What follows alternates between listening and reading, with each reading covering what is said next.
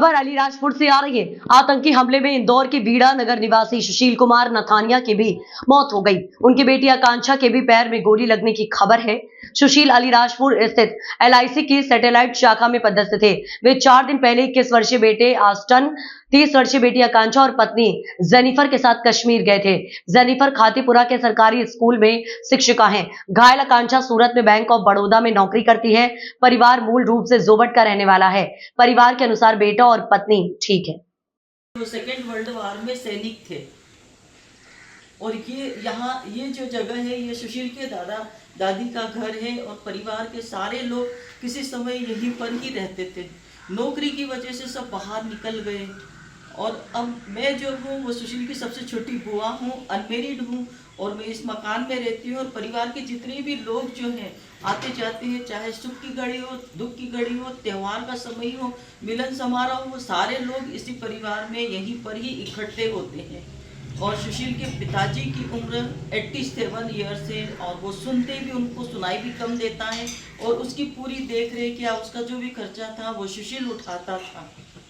और corona time पे जब उसके पापा की कंडीशन बड़ी ख़राब हो गई थी तो उसने स्पेशल डॉक्टर बुला के घर पे ही उसका ट्रीटमेंट करवाया और वो यहीं से ही आना जाना भी क्या करते थे, अलीराजपुर भी रहते थे और वो अपने काम के प्रति बहुत वफादार थे। उनको अपना काम हो, जब मैं उसको बोलती थी कि खाना परोस के रखा है और तू फ़ोन पे बात कर रहा है, तो वो मेरे से हर वक्त यही कहता था कि बुआ अपन यहाँ क्यों आए हैं, इस नौकरी के लिए आए हैं और इस नौकरी को यदि अपन ईमानदारी से नहीं करेंगे तो फिर अपनी नौकरी करने का मतलब ही क्या निकल कर। यदि मैं मेरी नौकरी के लिए आया हूँ तो मैं कुछ अच्छा काम करके जाऊँ, इस तरह से उसकी सोच थी और काम को बड़ी मेहनत और लगन के साथ वो करता था।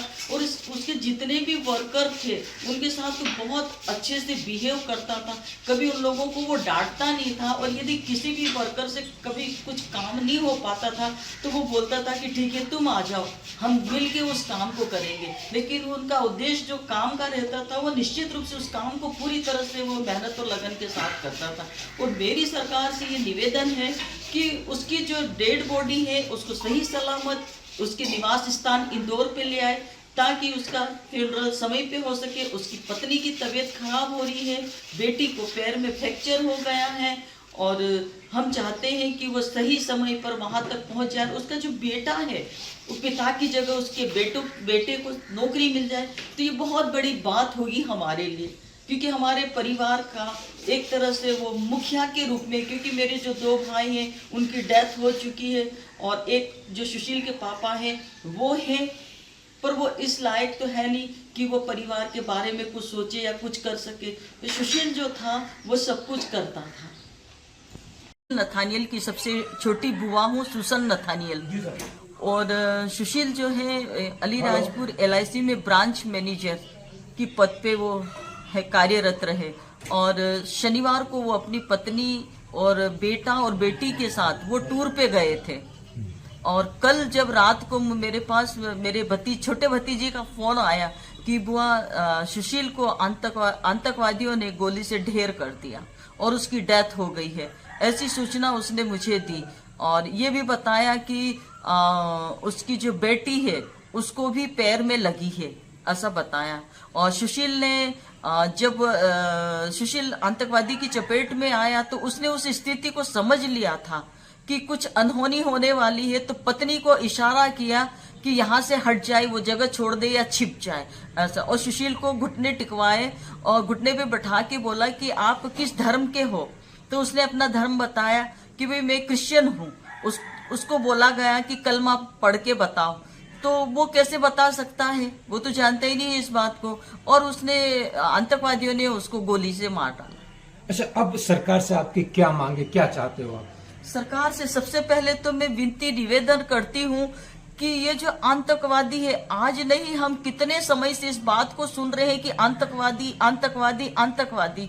यदि आतंकवादी पकड़े भी जाते हैं तो उनको क्या है, बंद कर देते हैं, लंबे समय तक कार्रवाई होती है और फिर बहुत समय के बाद उनको फांसी की सजा दी जाती है। ऐसे क्यों करते हो? जब वो हमारे इंसान को ऑन द स्पॉट मार डालते हैं तो फिर उन लोगों को क्यों नहीं ऑन द स्पॉट मारा जाना चाहिए ना?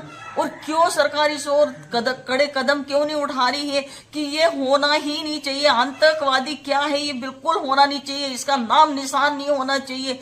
किसी भी धर्म जाति का व्यक्ति हो, इस दुनिया में सबको जीने का अधिकार है, शांति से जीने का अधिकार है। क्यों खून खराबा करते हैं? कितनी महिलाएं विधवा हो रही, कितने बच्चे अनाथ हो रहे हैं। और मेरी सरकार से निवेदन ये है कि मेरा जो भतीजा है उसके पार्थिव शरीर को सही सलामत उसके निवास स्थान तक पहुंचाया जाए, उसकी पत्नी और उसके जो बच्चे हैं वो सही सलामत घर तक पहुंचाए जाए, और उनका जो बेटा है उसको अपने पिता की जगह पर नौकरी दी जाए। और ये सुशील नथानियल जो है उसके दादाजी सेकेंड वर्ल्ड वॉर में सैनिक रहे और सुशील के ऊपर बहुत बड़ी जिम्मेदारी थी, क्योंकि परिवार का सबसे बड़ा पोता होने के नाते उसमें बहुत सारी जवाबदारियां थी। और उसके जो पिताजी हैं वो 87 इयर्स के हैं और वो उनको सुनाई भी नहीं देता है और वो हमेशा बीमार रहते थे। तो सुशील नथानियल को उनके पिता की भी बहुत ज्यादा जवाबदारी थी।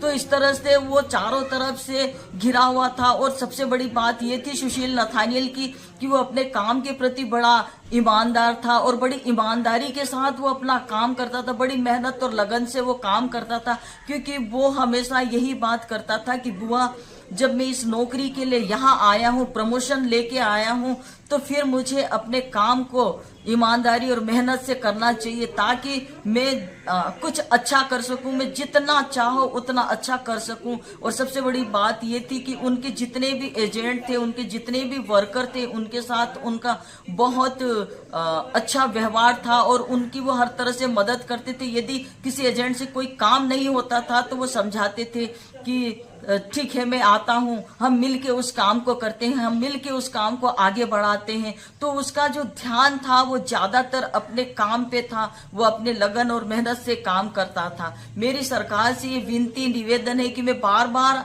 यही विनती निवेदन करती हूँ कि इस आतंकवाद को हमेशा के लिए खत्म कर दो, ताकि कोई बच्चा अनाथ न हो, कोई पत्नी विधवा न हो। मेरी यही विनती है।